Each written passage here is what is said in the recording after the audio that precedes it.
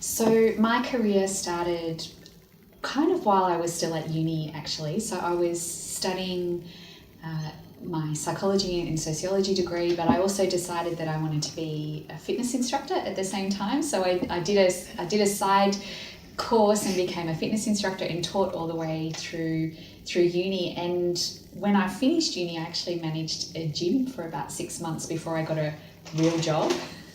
And I found myself actually working at a management institute doing some administration work there, which was fascinating because I got to be around lots of really interesting people teaching management skills and leadership skills, which was fantastic. But it wasn't long before the internet really started getting up and running. It was in the very, very early days of the internet, and I applied for a job to become an internet business advisor back in the day, 1998, and I was out on the road selling websites to small businesses and teaching them really what the internet had to offer, and teaching them what a domain name was, and building websites that converted the emails that they were getting through their websites to the fax machines that they still had in their businesses.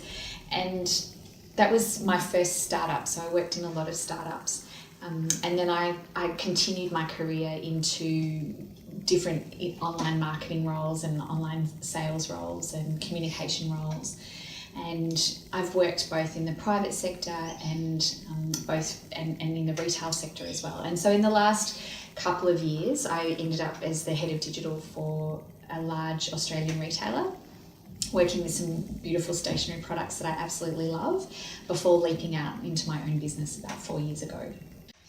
I decided to make the leap because I'd gotten to a point in my career where I really felt I'd explored what that career had to offer me, and I sort of felt a yearning in myself that I had changed and probably outgrown what that industry could really offer me.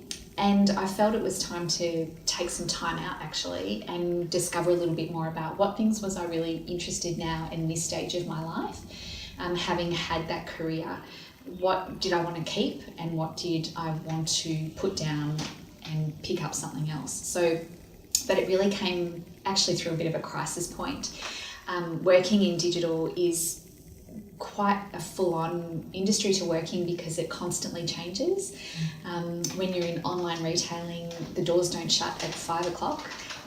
It's a 24-hour, 7-day-a-week gig, and the expectations are very high. Retail is quite relentless. It's a constant sales cycle, and I'd worked on some big projects alongside of just running the day-to-day of the role that I had. We were re-platforming onto some new technology, our online store, and expanding into other countries and making sure that the website was also really mobile friendly, as well as starting a whole new digital photo printing business. And at that time, it was also when social was really taking off and managing email marketing. And I had a massive year, and it got to November of that year. The project that I was working on had run late, which is a disaster in retail because you're leading up to Christmas. And I was sitting at my desk in November sobbing, and I just had nothing left in the tank.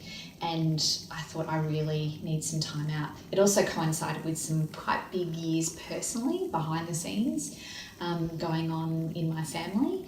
And I thought I can't do another year of what I've done, and I really need some time out. And so I was actually sitting at my desk and I was sobbing. I thought I really need to go home. And as I was texting a friend of mine, they sent me a text back, and it was this Buddha quote saying, you can search the whole world looking for someone who is more worthy of your love and affection, but no one is more worthy of you than that.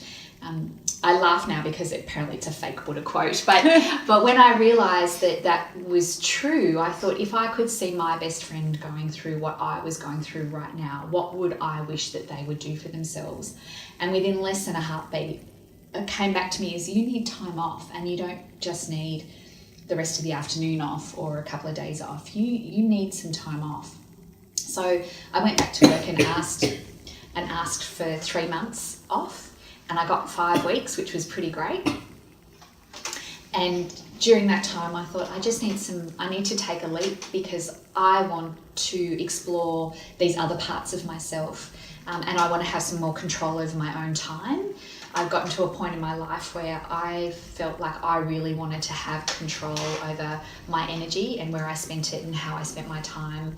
And I thought, if I don't make this leap now, I might lose the opportunity to do it. And also too, if I want my kids to actually be courageous in their life and encourage them to do that, I want to show them how it can be done.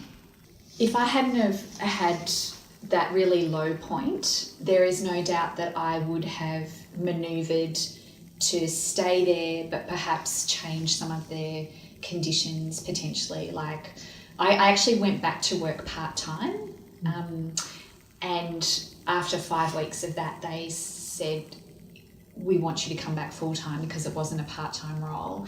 And that was the nudge that I needed to say, okay, it was kind of like the are you in or are you out moment, and I'm like, I'm out.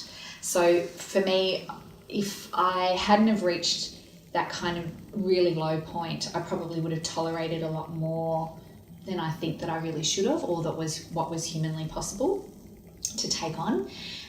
So I'm really grateful for that experience, because I learned a lot through it, and I learned a lot about myself, and I learned a lot about developing more healthy boundaries about what's okay and what's not okay, and also speaking up for myself.